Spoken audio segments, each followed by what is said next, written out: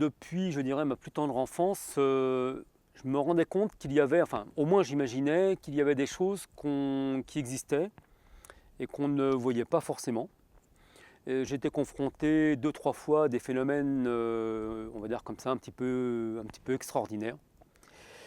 Et j'avais toujours ça en arrière-plan. Mais j'étais plutôt, on va dire, côté cartésien et voilà, je ne me posais pas plus de questions. Dans les années 2000, j'ai eu un changement radical de ma vie, tant professionnelle que privée.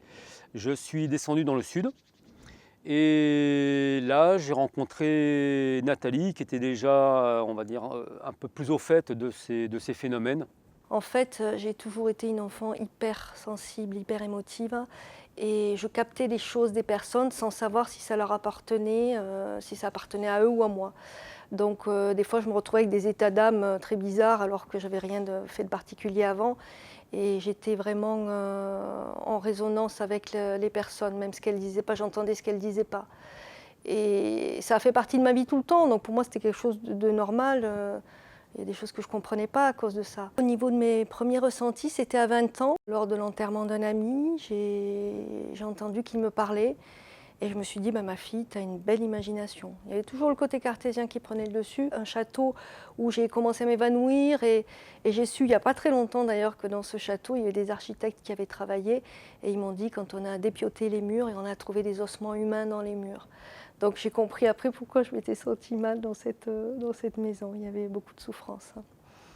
Mais au fur et à mesure, il y a eu tellement de choses comme ça que j'ai dû me rendre à l'évidence qu'il y avait quelque chose qui me dépassait.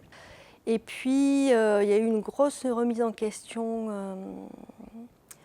après un divorce assez douloureux. J'ai remis beaucoup de choses en question et j'ai commencé à m'intéresser à l'astrologie, aux rêves, et tout ça a fait un cheminement intérieur qui fait que j'ai compris beaucoup de choses par rapport à ma vie, des choix qui n'étaient pas forcément judicieux, j'ai compris plein de choses et donc ça a commencé à me mettre le pied à l'étrier. De fil en aiguille, nous avons commencé à suivre des stages, notamment sur les esprits de la nature, et ensuite sur la géobiologie elle-même et comment intervenir chez les personnes.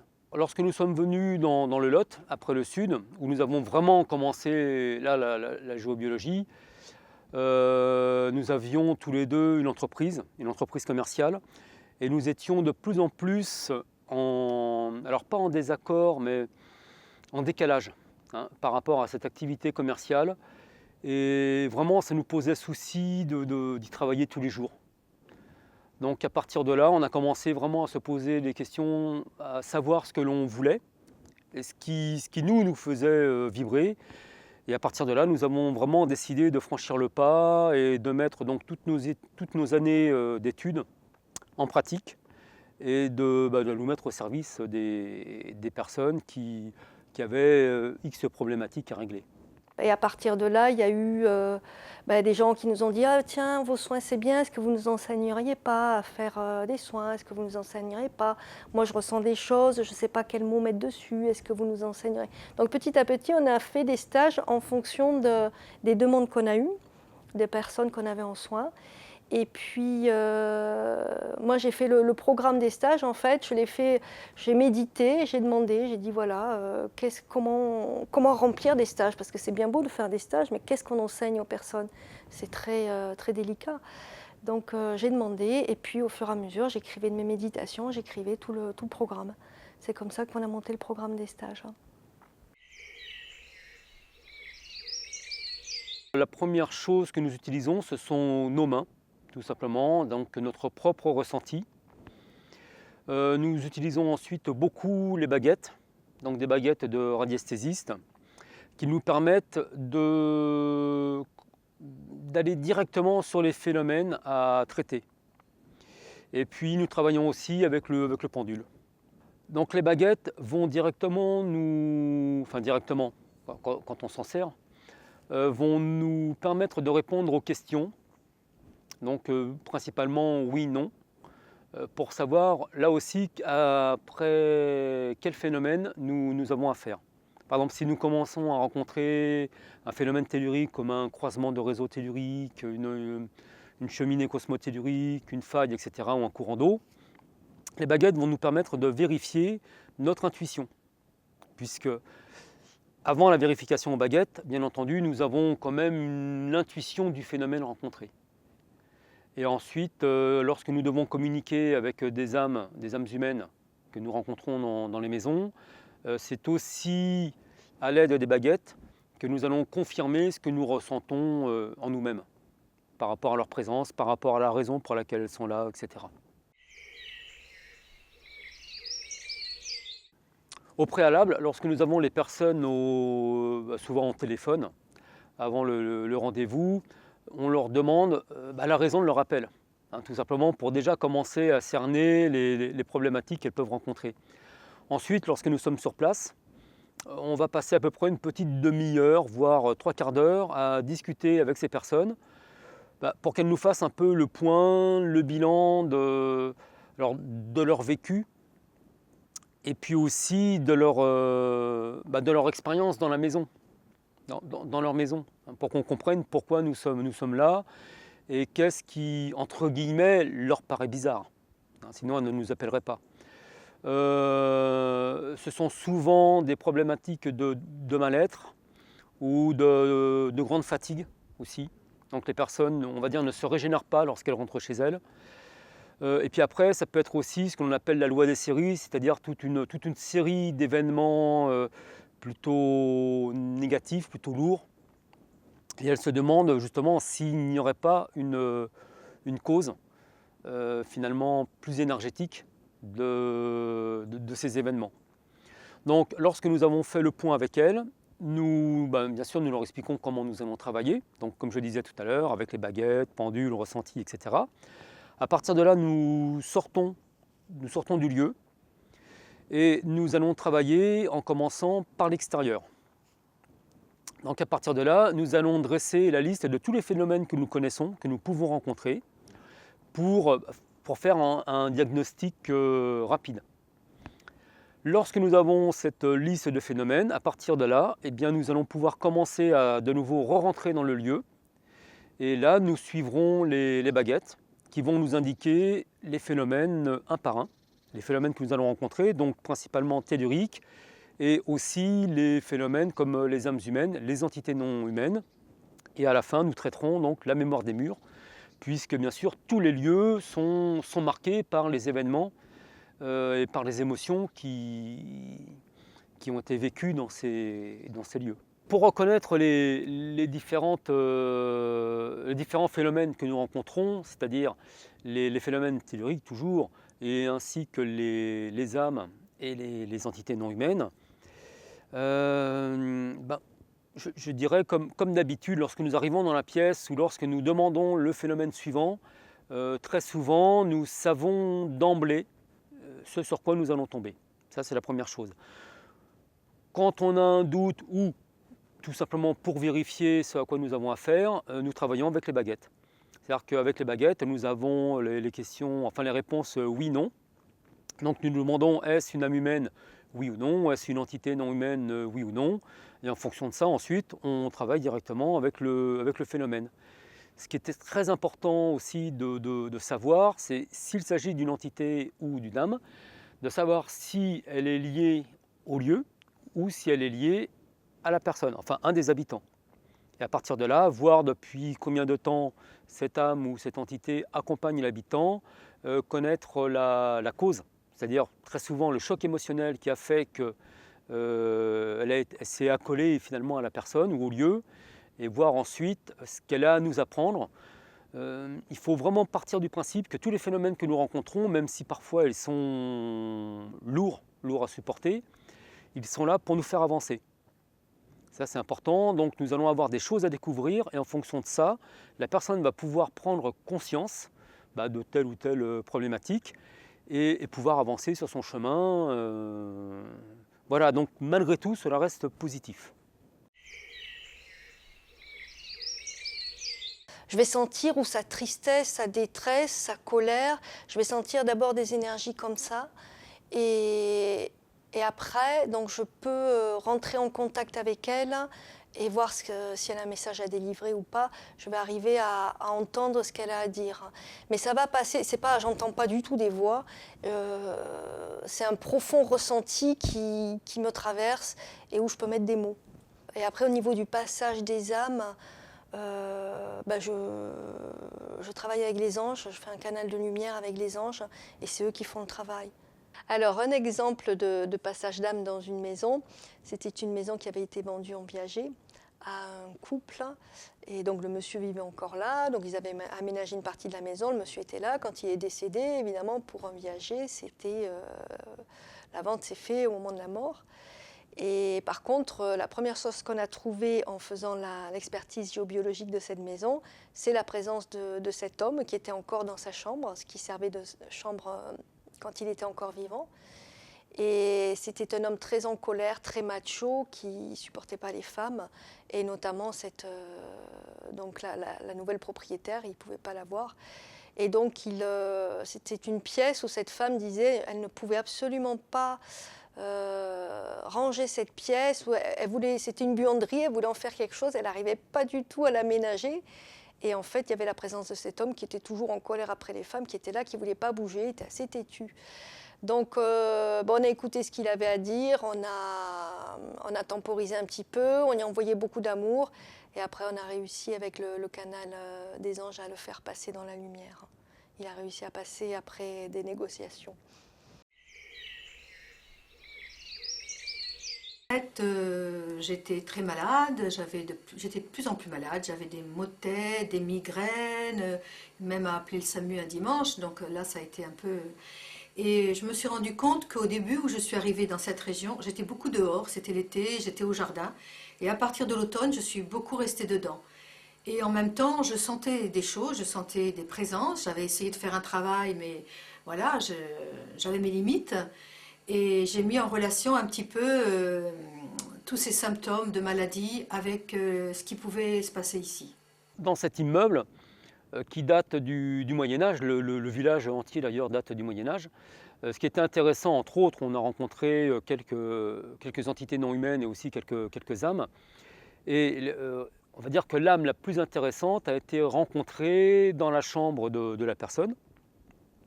Et c'était justement une âme humaine qui datait du Moyen-Âge.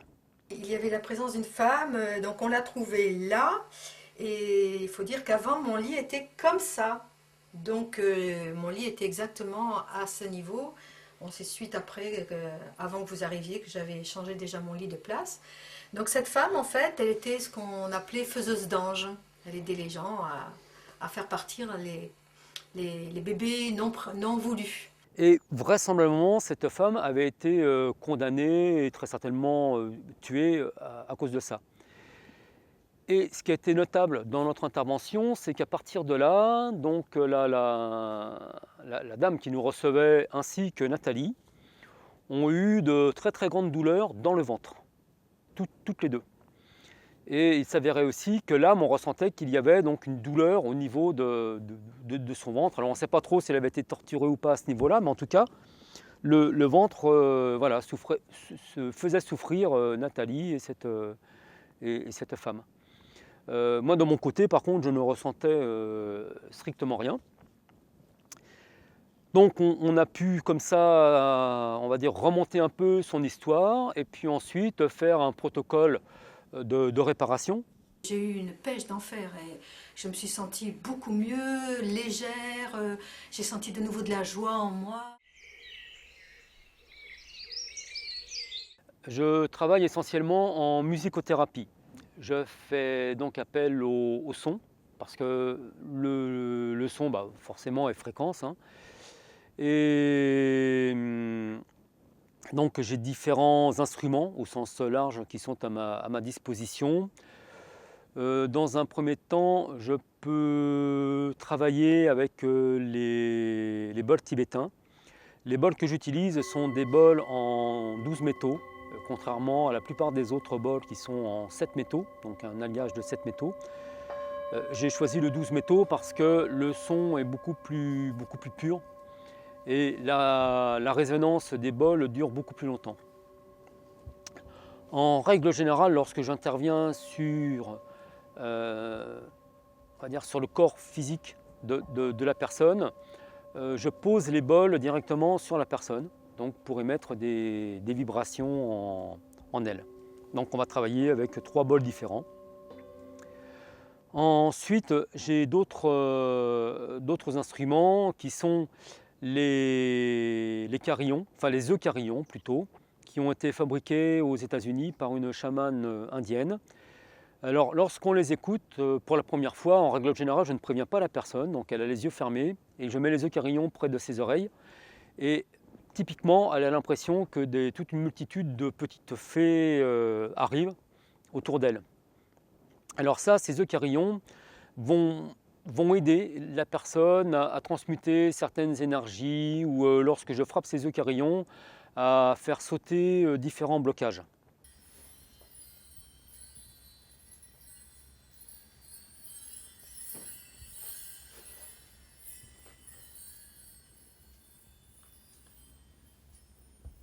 J'utilise aussi beaucoup le tambour chamanique, qui permet à la fin de la séance entre guillemets, de ramener les personnes sur Terre, parce qu'il ne s'agit pas de rester tout là-haut. Hein. Donc le tambour chamanique va aider les personnes à se réancrer, à se réenraciner.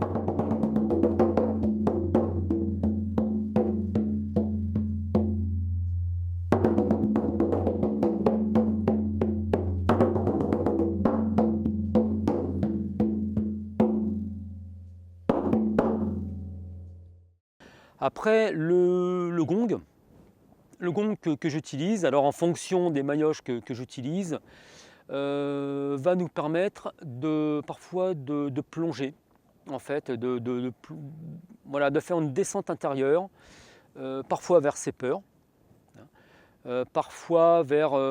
c'est arrivé déjà que des personnes ressentent d'autres vies avec la résonance du gong.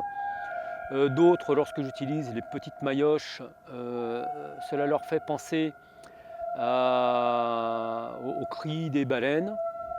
Donc il y a une immersion en fait dans le milieu marin et parfois aussi dans le milieu, on va dire, prénatal pour certains, où l'on peut encore retrouver des problématiques ou disons au moins des causes de problématiques. J'utilise aussi beaucoup le chant harmonique, donc où nous avons 2 tons. Et là, ces chants harmoniques permettent d'apporter beaucoup d'énergie. En fait, on a tout de suite une montée vibratoire, donc du taux vibratoire, autant pour moi que pour la personne. Et cela lui permet de se re-remplir d'énergie en fin de séance. De ces sons, c'est de faire bien sûr sauter donc, les blocages, de faire sauter voilà, un petit peu tout ce qui peut être problématique pour la personne, et aussi de rééquilibrer donc, ces harmonies et de réaugmenter donc, la fréquence, le taux vibratoire de cette personne, parce que plus son taux vibratoire est élevé, et moins la personne a de risques de se faire, on va dire, déranger par telle ou telle énergie, voire même par telle ou telle personne de son entourage. Je propose en séance énergétique des massages vibratoires, qui sont des soins qui sont faits sur les corps subtils de la personne, c'est-à-dire que je ne touche pas le corps, je suis à 30-40 cm du corps. C'est un travail qui se fait avec l'arbre des séphirotes de la Kabbale hébraïque. Les séphirotes étant, bon, pour simplifier, parce que là on ne va pas faire tout un cours, ce sont des sphères d'énergie un petit peu comme les chakras. Et donc je vais d'abord, dans un premier temps, il y a une discussion avec la personne pour savoir où elle en est dans sa vie, quelle est la problématique rencontrée.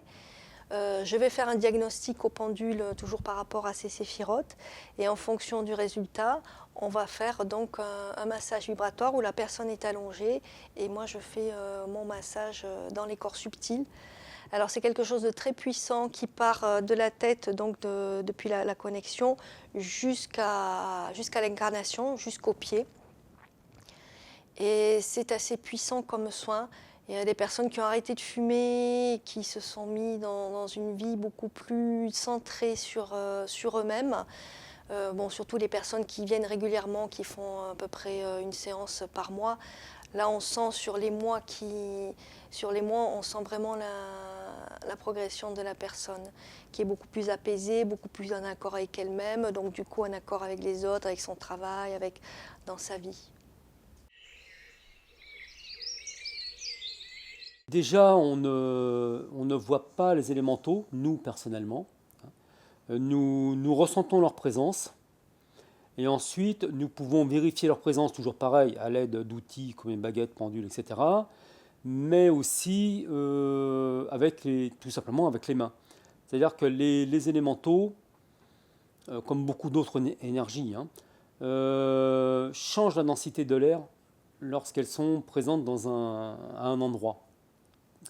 Ce qui fait que la densité de l'air changeant, vous avez, quand on approche les mains, on va trouver une limite entre cette densité de l'air, entre cet air plus dense par rapport à la présence, et l'air, on va dire, hors présence. C'est comme quand on met par exemple les mains sur un ballon, quoi. Il y a quelque chose qui fait que ça retient, et là c'est un petit peu la même chose. Et suivant les personnes, le ressenti va être différent. Il y en a qui vont sentir donc, soit une densité très forte, soit des picotements, soit de la chaleur, soit du froid. Ça, c'est vraiment personnel à chacun. C'est ça. Et ce qui permet justement de vérifier physiquement la présence de tel ou tel être. Après, nous avons rencontré des stagiaires, en général plus jeunes que nous, qui ont donc d'autres capacités d'éveil, et qui, eux, voient, en fait, et pas seulement avec le troisième œil, ils voient des présences, donc des formes plus ou moins précises, parfois très, très précisément, et ils voient des formes d'êtres de la nature, ou même parfois des âmes, carrément. Ça, c'est, on va dire, une nouvelle génération montante d'enfants, d'adolescents, comme je dis souvent aussi, de jeunes adultes, qui ont d'autres capacités. Et à ce moment-là, notre rôle est plutôt toujours pareil, de les aider à s'ancrer, parce que les 3 quarts du temps, ces personnes viennent nous voir, pas pour qu'on les aide à voir, parce qu'elles savent le faire même mieux que nous, mais tout simplement parce qu'elles ne savent pas ce qu'elles voient. Elles ne savent pas quand c'est dangereux, si c'est amical ou quoi que ce soit. Elles ne savent pas quoi en faire. Elles ne savent pas non plus comment communiquer. Donc c'est vrai qu'à ce niveau-là, nous on aime bien ce rôle qui nous permet justement de les aider en fait à ne pas se faire abuser et puis à pouvoir profiter de ces rencontres qui sont quand même exceptionnelles et en même temps pour que tout se passe bien dans le meilleur des cas, quoi. Donc nous, à notre niveau, on ne les voit pas avec nos yeux humains, mais on les ressent. On commence d'abord par les ressentir et après on les voit avec le troisième œil. Ce que nous rencontrons le plus souvent, ce sont ceux que nous connaissons finalement par les légendes. Donc on va rencontrer des êtres qui appartiennent aux 4 éléments, air, terre, eau et feu. Et en toute honnêteté, moi je me suis toujours demandé, les personnes, les écrivains des contes, enfin, notamment des légendes plutôt, qui parlaient des nains, qui parlaient des fées, etc.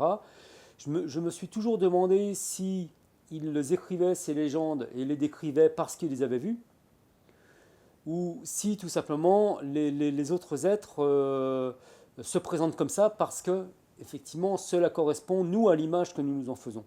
Bon, je pense que ça marche dans les deux sens, en fait.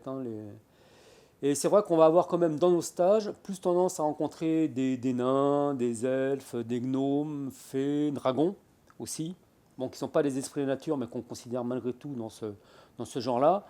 Alors, il faut vraiment être très, très clair, c'est que ce sont des énergies. Nous, après, le nain, on va se le représenter avec un chapeau sur la tête, une barbe, etc. Mais ça, c'est notre croyance humaine. Énergétiquement, le nain ne se présente pas comme ça. Ça va être un grand cylindre d'énergie pure. Voilà.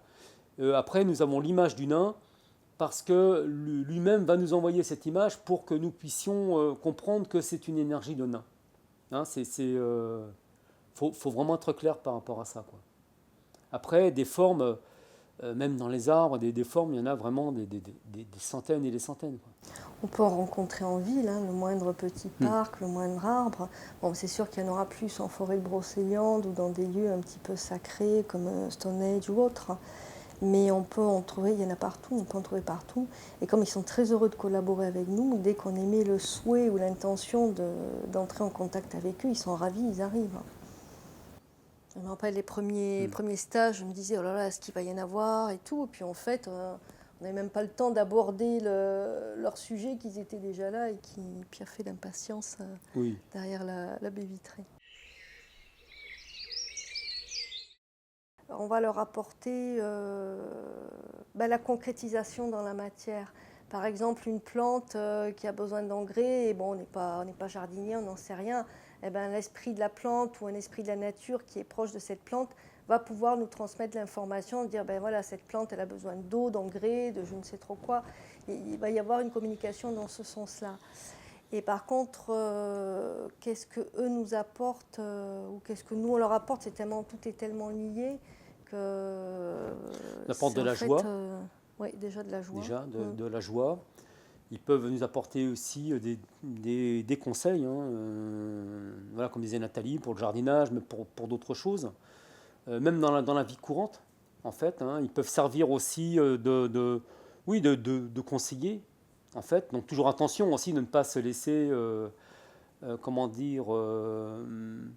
trop guider par un conseiller X.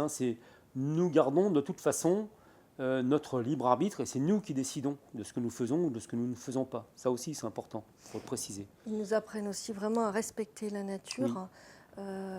Moi, je ne peux plus voir un brin de papier dans les bois sans le ramasser. Enfin bon, je le faisais avant, mais il y a vraiment un besoin de respecter la nature qui est de plus en plus fort grâce à eux.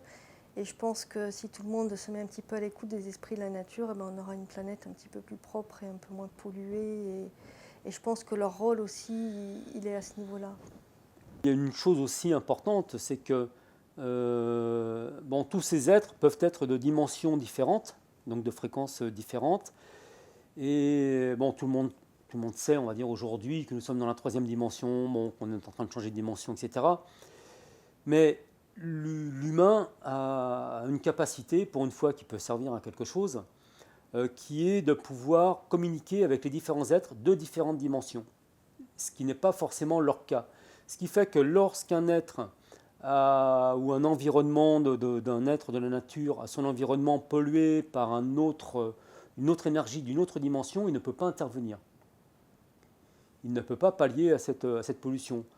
Alors que si nous sommes en contact avec lui, nous pouvons dans ces cas-là intervenir sur cette autre dimension ou demander à un 3e être d'intervenir sur la dimension polluante.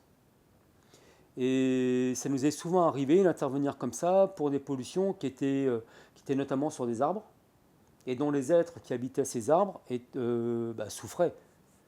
Et du coup, on pouvait enlever la pollution et ramener l'équilibre au niveau de l'arbre. Le premier, de toute façon, par lequel il faut impérativement passer, est le stage ressenti, qui permet de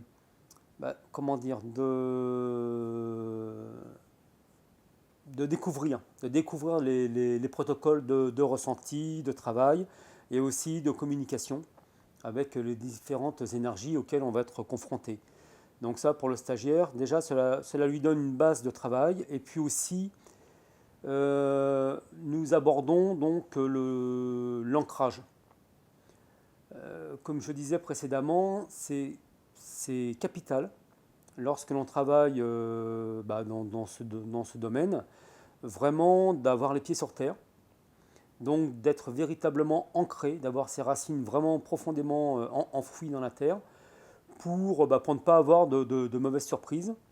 Et puis aussi, toujours pareil, savoir ce que l'on fait. Donc ça, c'est le premier stage. Ensuite, ça donne directement accès au stage de la découverte. Enfin, au départ, nous l'avions appelé communiquer avec la nature. C'est plus précisément la découverte des esprits de la nature et des différentes énergies qui sont dans la nature. Donc là, on va apprendre à découvrir ces êtres et à communiquer avec eux. Ensuite, nous avons 3 stages de suite, 3 modules qui permettent d'aborder la géobiologie. Donc le premier sera consacré aux phénomènes telluriques. Le deuxième module sera consacré aux âmes humaines, entités non humaines et la mémoire des murs. Et le troisième module nous permet on va dire une révision des deux premiers. Et aussi, nous intervenons directement dans 2 maisons, chez des personnes où là, donc, on va faire une harmonisation complète avec les stagiaires pour qu'ils puissent vraiment voir comment ça se passe en vrai. Et tout récemment, nous avons mis un dernier stage aussi qui va être développé dans différentes régions, qui est la géobiologie sacrée. Et là, nous visitons des lieux donc, vibratoirement élevés. Cela peut être des églises romanes, des lieux néolithiques, etc. Et où l'on va en fait un petit peu décortiquer comment fonctionne le lieu. Mais surtout, l'objectif, c'est vraiment de se mettre en contact avec les énergies, avec les présences qui seront sur ce lieu. Et ça fait, je dirais, ça fait 2 jours où on reçoit des douches énergétiques très très puissantes. Tout le monde peut participer à nos stages, c'est ouvert à toutes les personnes. Notamment le premier stage énergie ressentie et taux vibratoire, où comme le disait Jean tout à l'heure, on va travailler essentiellement avec les mains. La main qui va se mettre sur notre champ d'énergie vitale autour de nous et qui va ressentir ce champ comme quand il s'expanse ou quand il se rétrécit en fonction du phénomène rencontré. Si on rencontre un phénomène qui est waouh, qui est super, énergétiquement très fort et tout ça, notre champ d'énergie vibratoire va s'expanser. Donc la main va avoir tendance à s'ouvrir avec le champ. Et inversement, quand on tombe sur quelque chose un petit peu pas très sympathique, on va dire, le champ va se rétrécir et à ce moment-là, on va sentir que la main se rétrécit. Donc la main, c'est vraiment c'est la prolongation de notre corps. En fait, à la limite, on n'a pas besoin de pendule et de baguette. C'est vraiment notre corps qui ressent les choses. Mais on travaille aussi avec les baguettes et le pendule parce que certaines personnes sont plus à l'aise avec les mains, d'autres avec la baguette, pendule. Donc c'est vraiment très particulier à chacun. Par rapport au respect des plantes, des arbres et de la nature en général, c'est qu'au-delà, bon, bien sûr, de ne pas la polluer, c'est que si l'on doit couper un végétal, quel qu'il soit, donc plante et d'une manière plus importante un arbre, il est important de demander, on va dire au moins par politesse, l'autorisation, même si on n'est pas en mesure d'entendre la réponse. Et de toute façon, s'il faut couper un arbre, bah voilà, il faut couper l'arbre. On est quand même, enfin, faut vivre aussi. Mais par contre, il est vraiment capital de s'adresser à l'arbre en s'excusant, en lui expliquant que c'est aussi, nous on a besoin de vivre, donc si on a besoin de le couper, on le coupe. Mais en même temps, de le faire avec respect, avec conscience, et de s'adresser aux êtres qui habitent, donc notamment les faunes, qui habitent les arbres, en les prévenant à l'avance. Alors ça va peut-être en faire sourire certains, mais le fait de pouvoir le prévenir à l'avance, le faune va pouvoir déménager et aller dans un autre arbre. Sinon, on va se retrouver avec tout un tas d'SDF faune, et ça crée un déséquilibre. Et c'est pour ça que parfois, quand on se promène dans certaines forêts, eh bien, on sent la tristesse et la désolation, alors que dans certains bois qui sont même par chez nous, où les arbres sont aussi coupés, il reste malgré tout un certain équilibre et une certaine harmonie. Parce que on a fait attention, les bûcherons sont intervenus en conscience, et que nous, derrière aussi, on a fait un travail auprès des faunes. Vraiment, c'est le jour et la nuit au niveau des énergies qui peuvent être à ce moment-là dans les lieux. Donc la prochaine fois que vous coupez une petite fleur, pensez-y, remerciez au moins la petite fleur d'être là, d'exister. Et puis voilà, bon, vous pouvez aussi vous faire plaisir, hein, c'est pas interdit. Tout simplement d'avoir l'intention d'amour et de respect, voilà, tout simplement. Il nous arrive d'avoir en soins ou en stage des jeunes qui fument autre chose que des cigarettes, de la marijuana ou du shit. Bon, on a tous fumé, moi la première, je veux dire, il n'y a pas de moralisation à avoir là-dessus, mais il faut savoir quand même que ça crée des failles dans l'aura. Et l'alcool aussi, l'alcool également, pas évidemment pas un verre par jour, mais trop d'alcool ou trop de fumette, ça va créer des failles qui vont faire que les entités vont passer par là et pouvoir squatter la personne. Donc c'est vraiment, c'est quelque chose, si on peut éviter, c'est quand même important.